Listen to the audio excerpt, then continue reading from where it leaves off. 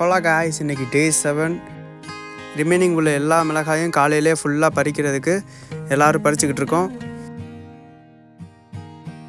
மீன் நம்மளும் எப்படி செய்கிறதுன்னு கற்றுக் கொடுத்தாங்க. இது எதுக்குன்னா வயலில் ஃபைனல் ஸ்டேஜில் போடுறதுக்கு, ட்ரை ஆகாமல் நல்லா வளமாக இருக்கிறதுக்கு. இதுக்கு சம அளவு மீனோட வேஸ்ட்டும் சம அளவு நாட்டு சர்க்கரையும் சேர்த்து கிண்டி நல்லா டைட்டாக மூடி வச்சோன்னா 21 டேஸில் இது ரெடி ஆயிரும்.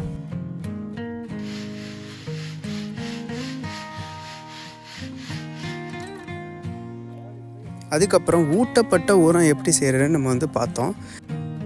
அதில் நல்லா ரெடியான உரத்தோட பஞ்சகவ்யம் மிக்ஸ் பண்ணி நல்லா மிக்ஸ் பண்ணால் வயலுக்கு உரமாக போட்டுக்கலாம்.